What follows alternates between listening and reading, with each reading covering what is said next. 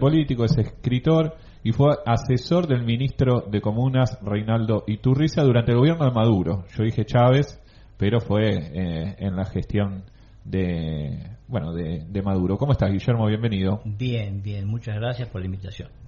Bueno, ¿por qué habrá sido, no, que no salió en ningún lado, que hubo o poco análisis como hubo el año pasado de las elecciones en Venezuela? Bueno, yo creo que Venezuela sigue siendo para la derecha internacional y para la derecha local y para algunos otros sectores un mal ejemplo. El resultado es que se eligieron gobernadores, 23 gobernadores, se agregó otro lugar que es el tema del Esequibo. El Esequibo es una franja de territorio que pertenecía a la Capitanía General de Venezuela. Fue invadido por Inglaterra. Y cuando Inglaterra se retira, dice, del Esequibo para allá es Guyana, hacia el este es Guyana y hacia el oriente es Venezuela. Pero el pueblo venezolano estaba metido en otros temas, como era el tema de las guerras independentistas y qué sé yo, y Guyana ocupó la parte occidental, digamos, del río, ¿no? Occidental del río. Una franja. Es algo así como lo de las Malvinas, digamos. Con la diferencia de que se trata de un territorio continental. Es decir, ahora se crea una elección en el Esequibo que es como si un gobierno argentino proclamara una elección en Malvinas. Con la diferencia que de Malvinas tienen que cruzar Claro. No es continental. Sí. Claro, tienen que cruzar el mar. En cambio ahí van caminando. Entonces fueron caminando, votaron, eligieron gobernador, eligieron legislador. Es decir, eso fue lo que autoridades locales y demás. Bueno, en concreto, más allá de este detalle de una actitud soberana, digamos, sobre 24 estados, el chavismo ganó en 23. Claro. Y recupera estados muy importantes como el de Zulia, que está muy poblado, pero además Zulia da al Caribe y es frontera con Colombia.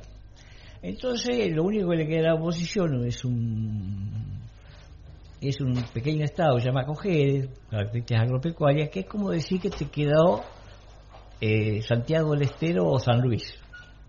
Y después todo. Sí. Claro. Vos ves el mapa y todo el mapa está rojo. Todo pintado rojo. Claro. Y tenés un pequeño estado, no muy poblado, no muy importante desde el punto de vista productivo. Sí, hay producción agropecuaria, pero no tiene petróleo y no tiene frontera con nada, digamos. Desde el punto de vista de hacer macana, digamos, no hay ninguna posibilidad. Pero ¿qué pasa además? Que en esta elección la oposición va dividida, porque en ese momento el que recupera, que gana en Cojedes, se llamaba Manuel Galíndez, y es reelegido. Pero en Zulia había un gobernador que se llama Rosales, que era una figura más importante de la oposición, que pierde la elección. Claro, no pudo retener. Claro, y pierde Nueva Esparta, que también tiene un valor estratégico porque es una isla, y ahí, además, con gran potencial turística, porque esta es la zona de Isla Margarita. Claro. Así que la elección venezolana es una catástrofe para la derecha, porque el chavismo gana con el 82% al 17%. Además de los gobernadores, se elige la Asamblea Nacional. ¿Qué pasa con la Asamblea Nacional de Venezuela? Que se renueva completa, no es como en la Argentina. No es cada 2 años. Claro. Que viste que pero además Claro. se va por partes, ¿viste? Sí, que se Por van eso, actualizando. Cuando en 2016 el chavismo perdió la asamblea, perdió la Cámara de Diputados, la Cámara de Diputados y Senadores, Completa. una sola asamblea completa. O sea, tenía la gobernación, pero no la asamblea. Claro, tenía un poder legislativo Ujú. Totalmente negativo. hostil. Ahora el chavismo se queda con la asamblea completa, pero con una proporción no solamente de mayoría, sino que tiene las 3/4 partes, digamos. Tiene una hegemonía que no tenía hasta controla ahora. todos los poderes del Estado. Claro. Tiene todo. Claro. Tiene todos los poderes del Estado. Sí. Y en el marco te agrego de, bueno, yo a fin de año o a principio de año, mejor dicho, escuchaba una de estas entrevistas que le hace muy seguido Ignacio Ramonet a Maduro, Ajá. donde él decía, bueno, estamos en una transformación productiva, no decía revolución productiva por suerte, Sí. y para salir de la dependencia del petróleo, para salir del ahogo obviamente de no poder generar alimentos, lo que está pasando en Venezuela es realmente revolucionario en términos de dar vuelta a estructuras. Claro. Sí, con no es un proceso lineal. Si me dejan un ratito, Sí, por supuesto. voy a tratar de explicarlo. Cuando vos haces una revolución, digamos, un país asume hacer una revolución, el problema que se enfrenta es que se pelea con los dueños del poder local, pero además se pelea con todos los dueños asociados, digamos, ¿no? Sí. Del mundo, digamos, salvo que se dé una situación de un choque de bloques, digamos, muy fuerte. Por eso generalmente las revoluciones se dan en procesos de guerra.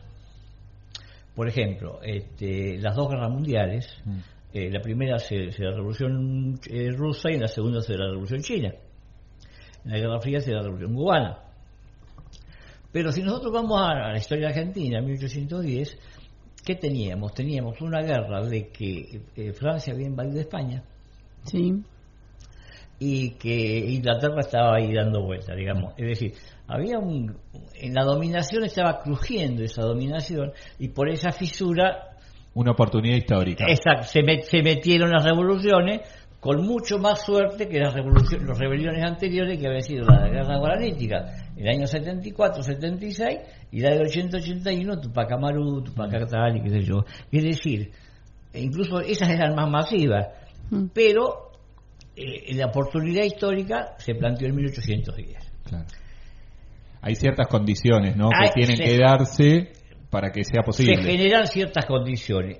Y los revolucionarios, auténticos revolucionarios, saben que tienen que extender la revolución, porque si se quedan solitos, Al horno. esas fisuras se cierran y te hacen pelota. Claro, no es, vamos a hacer la revolución. Pará. Claro, es decir, Vamos a organizar. por eso San Martín, Moreno, Artigas, Bolívar dicen, si nosotros queremos consolidar la revolución en Buenos Aires, provincia de Río de la Plata, tenemos que liberar América. La mirada es una mirada estratégica, es decir, y el ejemplo más claro de que eso es así es la experiencia de Paraguay. Paraguay hace una gran revolución, una revolución extraordinaria, pero se encierra. Claro. Cuando cambia la coyuntura, qué sé yo, Argentina y Brasil. y Uruguay y Inglaterra, Claro. lo destruyen. Sí. Entonces, Venezuela encuentra una situación en que al principio está acompañada por un proceso en Bolivia, en Ecuador, un poco más tibio en Argentina, pero todavía tiene cierto acompañamiento, y en determinado momento se encuentra que lo tiene. En la frontera lo tiene a Bolsonaro, lo tiene a Duque en Colombia, pero además Venezuela tiene otro problema. ¿Qué es lo que lo diferencia de otras revoluciones? La revolución china, la revolución rusa, la revolución cubana tenían un campo muy productivo, de una clase campesina muy productiva. Es decir, estaban garantizados la producción de alimentos. Cuando Chávez llega al gobierno, Venezuela producía solamente el 10% de los alimentos. Y eso era parte de la matriz de la dependencia. El año 1950, más o menos, hay un presidente, yo no, justo ahora se me escapó el nombre, pero dice, yo le voy a dar un vaso de leche a todos los chicos venezolanos, como presidente, como medida progresista. Entonces había armado un sistema de tambos, qué sé yo, unas vacas, qué sé yo, lo llama el embajador de Estados Unidos y le dice, mira, el convenio es que nosotros le compramos el petróleo, pero los alimentos los producimos Sí. nosotros. Si vos estás creando esa red de tambos para darle un vaso de leche a los chicos, estás atentando con las relaciones de Estados Unidos. Entonces vos te encontrás con un campo venezolano despoblado y muy atrasado, y eso genera, es decir, que cuando viene el momento de la presión, que se da fundamentalmente después de Chávez, pero ya había aparecido antes, el problema ya viene de antes. Cuando viene el problema de la presión, te encontrás que no tenés alimento y estás en una situación muy complicada. Y entonces empieza a dar un proceso. A mí me ha ayudado mucho a entender el proceso venezolano, unos trabajos que hay un compañero que se llama Aldo Casa sobre la Revolución Rusa. A pesar de que te decía, los rusos tenían un campesinado muy productivo. Lo mismo, invasiones, actos de terrorismo, sanciones. Y entonces empieza a plantearse, ¿qué haces? ¿Cómo haces? Es decir, el tema de mantenerse en el poder político significa empezar a medir. Para colmo, en el 2012 Chávez saca la ley de trabajo, la ley de trabajadores y trabajadoras, que es una ley, pues leanla, que es súper avanzada, pero súper avanzada, es la más avanzada del mundo. En términos de derechos laborales, de jornadas, de... Sí. Creo que no lo charlamos con él. Concretamente no se puede despedir un delegado. Sí. Ni por causa, ni con causa justa. Lo único que lo pueden pedir al delegado son los trabajadores. Para que te dé una idea. El patrón no lo puede pedir. Todo lo contrario a lo que están queriendo hacer acá ahora, ¿no? Justo entonces, claro, ahí tiene un retiro de capitales, se van todos, hasta los chinos se van. Porque estos muchachos nos gustan algunas revoluciones, pero tampoco tanto. Sí, pero no era para tanto. Claro. Y Venezuela se encuentra en una situación muy muy encerrada, y entonces tiene que empezar el tema es cómo sobrevive, y entonces empieza a generar procesos de triangulación. Es decir, el petróleo no lo podemos sacar, lo sacamos de contrabando, se lo vendemos a Turquía se lo vende a China, y empiezan a pesar dentro incluso del gobierno los contrabandistas. Los intermediarios. Los intermediarios, que son los que te empiezan a resolver los problemas. Bueno, pero que son otros países. Exactamente, te empiezan a resolver los problemas, personas. pero el problema que tenés es que de 3 barcos se te quedan con uno y empiezan a ostentar, y eso genera corrupción y... Claro. Empieza, es decir, el sobrevivir con el poder político. Empieza una situación en que ese proceso que vos partías del capitalismo iba a una transición hacia el socialismo, empieza a retroceder y empieza a hacer una transición de regreso al capitalismo, con algunos personajes impresentables como Tarek Al-Shami, que fue ministro de petróleo y que fue ministro de industria y qué sé yo.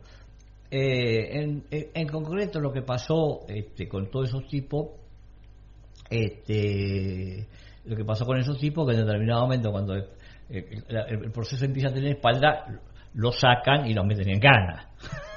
Claro. No es que no supiera que estaban afanando, digamos, pero eso generó un nivel de desgaste también dentro de la población, pues lo veía. Y después el tema de la frontera, por ejemplo. Es decir, nosotros vivimos mucho en aquellos años, yo estaba allá, nosotros vivíamos al borde de la invasión, siempre estábamos. Entonces vos tenías un grupo de militares que estaba en la frontera, que estaba haciendo unos movimientos raros, moviendo unos camiones y qué sé yo. Uno decía, no, se están defendiendo un grupo paramilitar que viene de Colombia. Empieza a aparecer el tema del secretismo. Y vos no podés preguntar qué están haciendo esos militares porque están defendiendo la patria. Y los militares están contrabandeando. Eso en nuestras cabezas lejísimo. Claro. Porque no tenemos noción de lo que... Bueno, si algún día... Es decir, ese proceso, donde los procesos revolucionarios están sometidos a la máxima presión y empiezan a hacer negocios raros para sobrevivir, y eso les genera pudrición interna, aparece, un día, si lo quieren investigar, vean el caso Ochoa en Cuba. Comandante Ochoa en Cuba, héroe de la Revolución Bolivariana, que también se le dan determinadas tareas especiales y el tipo empieza a hacer cosas raras y Fidel dice, sos un héroe pero te fusilamos.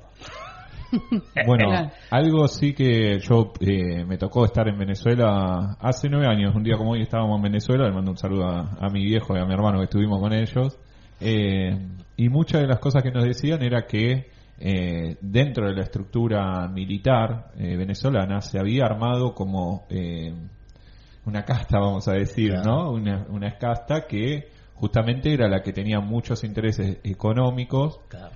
Yo no entendía cómo era que llegaban por ahí a tener ese lugar. El secretismo militar favorece, claro, la política de triangulación, sobrevivir de los contrabandistas.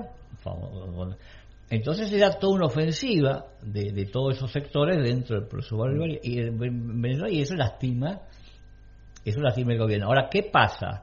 Empiezan a darse algunos datos que cambian la historia. Gana Lula en Brasil, gana Petro, y vos podés decir, bueno, no son gran cosa, pero no están pensando en invadirte.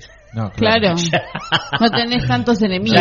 No es la espada de Damocles sobre la cabeza. Claro, entonces empiezan a generar determinadas cosas. Aparece el tema de los BRICS, que se empieza a fortalecer.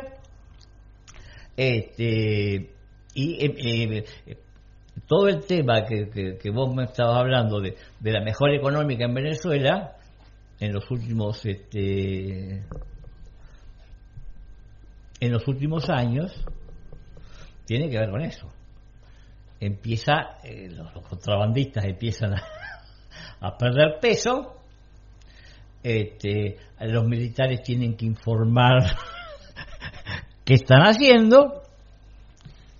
Compañero, le acerco un poquito el micrófono para que se escuche un poquito mejor. Sí, empieza la corrupción empieza a perder contexto, digamos, vamos a decirlo así, y la economía venezolana empieza a levantar. Y empiezan a resolver el problema de la producción de alimentos. Hoy el 90%... La dependencia, ¿no? Claro, el 90%. Eso le lleva a un acuerdo con sectores también finqueros, terratenientes, qué sé yo, que también es otro. Los campesinos se agarraban la cabeza, porque además todos esos tipos habían estado metidos en los golpes militares, pero también decían, bueno, pero el problema es que estos tipos saben más de producción, porque el problema de la producción y del campesinado es un problema muy grave, no es un problema sencillo. Vos no hacés de un urbano un campesino en 5 años. No. El plan Volvancada de Chávez, por ejemplo, que se apropiaron 4 millones de tierras, le daban a la gente la tierra, la maquinaria agrícola, las semillas, qué sé yo, y en 2 años hay mucha gente que se volvían a Caracas. Claro, a vivir como puedan, no importa. A vivir como puedan, a vender y vender servicios. No es fácil, no son procesos que se resuelven automáticos de un día para otro. Mira, sí. Yo en el último mes que estuve en Venezuela estuve en el Maizal, que es la comuna productiva de punta de Venezuela, y todo el mundo habla de comuna productiva, anda el Maizal. Yo estuve viviendo un mes en el Maizal. Y les presenté un informe. Yo fui, me recorría, tuve qué sé yo, el primer informe que les presento a Ángel Prado, que hoy es ministro de Comuna. Y uno de los primeros problemas de Maizar que tiene Maizar es que los que están al frente no tienen la menor idea de producción agropecuaria. El saber cómo, ¿no? Sí. Para empezar, digamos. Y yo no sabía mucho, pero lo que pasa es que en la Argentina tenemos más naturalizado. Ahora, cuando yo agarré un caballo, digo, bueno, mira, hay determinada cantidad de vacas, tenés que tener determinada cantidad de toros, porque si no, no tenés servicio. Claro. Y tenés los índices de preñez y te van a bajar. Tenían 300 vacas y tenían 3 toros, ¿viste? Y vos tenés que tener 15, 12, 14, pero no podés tener 3 toros porque la vaca no se te preña, no hay, no va a suceder, ¿no? Los toros no son superhéroes, ¿viste? Entonces, el Espíritu Santo bueno, no. Había cosas que vos decías, y eso fue muy difícil darlo vuelta, pero con el tiempo se fue aceitando. Se fue mejorando, se fue... Y bueno, y ahí se hizo un mix, un poco de producción comunal y un poco de arreglo con la... Se logró una soberanía alimenticia. Una soberanía alimentaria en un mix. Un poco campesino comunal y un poco arreglando con empresas como la Polar, que estuvieron metidos todos los golpes de Estado, terrateniente. Bueno, pero es un poco por ahí lo que hablábamos hoy, Nani, de lo que planteaba Cristina, de que por ahí tenés que ver, no podés ver solo la próxima elección, sino ver un poco más adelante. Sí. En esto que nosotros planteábamos que quizás se necesite algo más de transición, no algo que sea tan profundo, digamos, que no es lo que queremos, ¿no? Nosotros... Sí, lo que pasa es que tenés que tener muy claro hacia dónde vas para después entender cuáles son las transiciones, porque hasta siempre tenés sí. que hacer alguna concesión, no podés llevarte todo por delante, pero si vos no tenés claro el objetivo... No, tenés el enemigo. No tenés claro el objetivo y te empezás a perder en las cuestiones tácticas, el capitalismo te come. Sí. Claro. Y la capacidad de comerse, que es impresionante. ¿Viste? Bueno, Cristina una vez planteó un capitalismo popular. Sí. El tema del capitalismo que no tiene otro tema, ¿no? No tiene resolución, ¿viste? Pero... No tiene resolución. No, ¿viste? En ese sentido creo que hay todo. Es decir, el Chávez, lo interesante de Chávez es que el coraje que tuvo con una sociedad llena de analfabetos, tenían esos problemas, y el tipo avanzó, le metió para adelante, bueno, empezaron a aparecer todos los agujeros, digamos, ¿no? Y en determinado momento hubo que retroceder.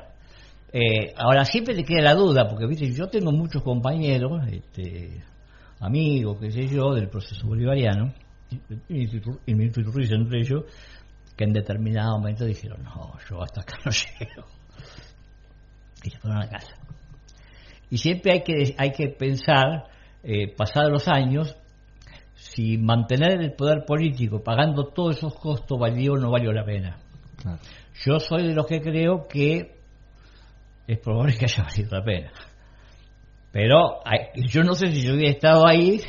Hay que pasarlo el momento, en determinado momento no me hubiera de la casa, porque vos ves que un tipo que es ministro, que te está robando, ¿viste? Pero bueno, lo que pasa es que ese ministro que está robando, qué sé yo, me garantiza que tiene contacto con la mafia turca y me está sacando determinada producción, no le podemos vender petróleo a nadie, pero el tipo ese se queda con cosas y encima hace ostentación, la gente se está cagando de hambre y el tipo anda con un reloj en un coche, qué sé yo, y vos viste, se te revuelven las tripas y la gente no tiene para comer y lo tenés al tipo acá. Es decir, se han vivido procesos muy duros, pero viste, a medida que viste, y bueno, pero vos ves que, por ejemplo, que muchos de ellos terminaron en cana, que por eso tenemos que tener claro cuál es el rumbo, viste. Sí. Tenés que tener claro cuál es el rumbo, cuando dices, bueno, esto está en cana. Hasta acá sí, hasta acá no. Claro. Sí. Es decir, empresarios, por ejemplo, que mandaban en cana a delegados trabajadores, viste, decir, una serie de cosas en todo este proceso muy feas, digamos. Bravo. Ahora, que justamente no es por lo que se lo critica, digamos, desde la derecha, no es una crítica que se le hace a la al chavismo, digamos, sino que justamente por ahí trabajo. Yo le dejé un libro para Marcelo ahí que se llama Mujeres luchando en Venezuela, léanlo porque... Bueno, por ahí me lo llevo yo y después se lo doy a Marcelo. No, claro, primero claro. yo, después yo Bueno, leo. vos sos mujer, podés empezarlo. Bueno, vas a encontrar hacemos al revés. cosas maravillosas. Vos decís, no, eso no puede ser. Bueno, Prometo leerlo. El Lo proceso apuntamos. que hacen las mujeres venezolanas, que es una revolución. Hoy se van menos venezolanos y venezolanas del país. ¿Están migrando Están menos? volviendo. Están volviendo. Claro, están Y acá volviendo. creo que no van a querer venir. No, están volviendo. Están Sí. volviendo. Más a todo. Después hay otro tema que tiene que ver con estas elecciones y qué sé yo. La derecha venezolana, porque Venezuela en un momento fue una colonia, en sus movilizaciones llevaba a la bandera de Estados Unidos. claro. Sí. Era Miami. Y hoy Estados Unidos le está echando a patada a los venezolanos.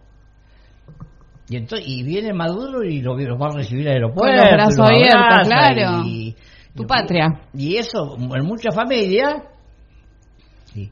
Y después lo que se dio, un proceso de conciencia importante, que yo creo que lo que más tenemos que rescatar del nivel de conciencia venezolana, que mucha gente muy enojada, muy caliente con el chavismo, muy enojada, muy a la derecha no la votó. Claro. No eligió diametralmente Yo a opuesto. ustedes no los voto, es decir, al chavismo no lo voto porque me hicieron esto, porque vi esto, pero yo el voto Pero a la vos derecha tampoco. no se lo doy. Claro. Y no fueron a votar. Y no fueron a votar. Claro. Eso ha generado, miren, yo les voy a dar alguna cifra. Chávez ganó con 8 millones de votos en las últimas elecciones, con el 55%. Y Capriles tenía 5 millones de votos con el 45%. Esa es la elección del 2012. 8 millones de votos y 5 millones de votos. Ahora el chavismo, en esta elección, que siendo gobernadores y legisladores un poco menos, el voto no es obligatorio, qué sé yo, sacó 4 millones de votos. Es decir, perdió casi la mitad de los votos. Un montón. Pero la derecha perdió 1.400.000 votos. Perdieron los No, votos. la derecha Sacó sacó 1.400.000 votos. Ah. Es decir, que la derecha perdió más votos. Claro, que lo que perdió. Más de 3 millones Claro. y medio de votos. Ya. Entonces, ¿qué pasa? La María Carolina Campachado, que nunca se presentó a elecciones, Sí. qué sé yo, ve toda esa situación y dice, la gente me está haciendo caso No está yendo a votar. porque yo planteé la abstención. Poner elecciones Claro. de Buenos Aires, me presento yo. La y tercera oposición. Digo, elecciones de Buenos Aires, yo planteo la abstención. Me hicieron y caso después a mí. voy a la televisión y digo, saqué el 50% de los votos, lo saqué yo. Claro. No, mentira, no lo sacaste vos. Es que la gente, Qué habilidad, ¿no? Para... claro, está harta, la gente está harta, no aguanta más, hay una serie de situaciones, qué sé yo. Ahora, el problema es que el chavista no cambia el voto, Es la masa dura. no cambia el voto, claro, Ujú. pero no lo cambia, no vota a la derecha. Y bueno, eso aparece muy claro en unos reportajes. Es decir, dice, estamos mal, incluso dice, yo no estoy de acuerdo con lo que hace este gobierno, pero este es nuestro gobierno. Claro. Estamos mal, pero votar a los otros sería votar a los que nos hambriaron, a los que nos Persiguieron. claro, Bueno, y decir, es un llamado de atención a la dirigencia política claro, del chavismo. claro. Como pasa acá, ¿no? Pero bueno, ya este, siguen en el poder. bueno, la situación es esa, es decir, y el panorama para Venezuela es muy bueno porque están creciendo mucho y porque Brasil, que había cuestionado Lula había cuestionado Sí. le puso el veto a la BRIC, fue Las Lula. elecciones. Sí, sí. Este año no le puede poner el veto a la BRIC. Se abre una oportunidad, y ¿no? Venezuela de a poco está bueno, el tema se agrava otra vez la contradicción de Estados Unidos y China, y hay una mejora, es decir, en este momento en Venezuela lo que han desaparecido prácticamente es la situación de indigencia. Hay pobreza. Claro. Ahora, te recomiendo los reportajes donde vas a ver que personas que dicen, en un momento, en el primero dice, yo soy chavista y voy a seguir apoyando a pesar de que no estoy de acuerdo. Yo con mi sueldo compro una lata de atún. Sí. Sí. Nada. Y me camino todos los días para subir el 17 piso porque no hay ascensores. Es decir, el proceso que hizo el pueblo venezolano, proceso muy duro, muy... Bueno, la gente sigue. Sí, con un nivel de conciencia y de disciplina impresionante. Generó un nivel de procesado, claro. Bueno, el resultado es ese. Hoy te van a decir esto. Incluso en las elecciones donde se presentó María Corina sacaron 54%, ¿viste? Hablan de cantidad. Tampoco le dan, ella se hace los cuentos, los votos, dice, se apropia todos los votos que ella tiene, que hay de diferencia entre las dos elecciones, y no llega. En todo caso puede decir que tiene 2 millones de votos. Claro. Pero Maduro tiene 4 millones y medio. Bueno, esa es la situación. Y por eso tampoco Por eso no lo vimos tanto en los medios, evidentemente. En los medios, claro.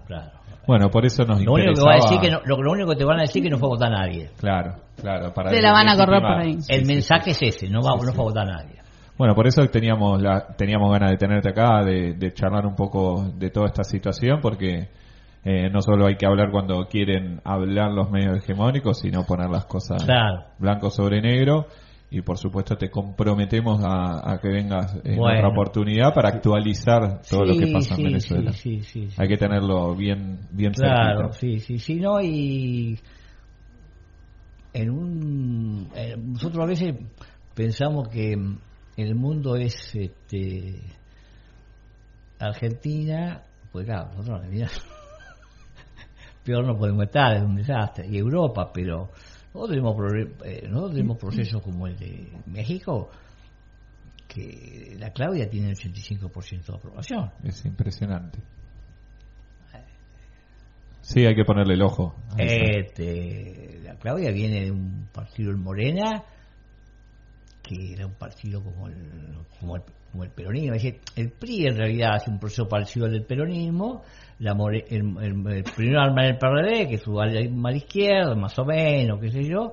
Después la Morena, y la Claudia es el ala izquierda de Morena. Es eso. Una mina que viene construyó desde con ahí mucha formación política y tiene el 85% de formación. Es decir, que tampoco estamos como Europa. Sí. Tampoco nos hagamos cargo. Y mientras tanto tenemos chavismo para rato. Un rato más. Chavismo hay que invadirlo. Sí. Después de esto hay que invadirlo. Sí. Esto es así. No tienen y no tienen forma. frontera. Bueno, ahí están tratando de armar con el tema de Guyana, están tratando de armar un conflicto ahí. Entrar por ese lado, por Colombia y por Brasil no pueden entrar. No van a poder. Guillermo, nos quedamos sin tiempo porque tenemos a Flor y tenemos a Caro también que van a estar acá, pero bueno, de vuelta te abrocho al aire para que vengas en otra oportunidad. Quiera, la verdad es un gusto escucharte. Bueno, sí. Y más que bienvenido. Bueno, ahora vamos a comer un rico guiso. A disposición, cuando quieran, y bueno, y hay que también a veces escuchar buenas noticias también, ¿no? Sí, por supuesto. No. Y si no las dan uno, las damos nosotros. Claro, si no, si se pueden hacer las cosas de otra forma. Sí. Lo que pasa es que ser una revolución es una cosa muy compleja y no peleás contra los grupos locales, ¿viste? No. Ni hablar. Es más grande. Claro. El enemigo es mucho más grande, pero bueno, cuando antes arranquemos, porque este tipo se está haciendo pelota todo, así que no nos va a dejar nada. Todo, cada minuto que perdemos, la descomposición social del país está un poco peor, ¿no? Impresionante, sí. Bueno, Guillermo, muchísimas gracias nuevamente y hasta la próxima. Bueno, muchísimas gracias, Guillermo. Nos vemos. Pasaba entonces Guillermo Ciesa, militante político, escritor, que fue asesor en el Ministerio de Comunas durante el gobierno de Maduro. Nos vamos a escuchar un pedacito de música, seguro que vamos a pisar el tema, porque ya se viene Flor Batista con su columna acerca de salud.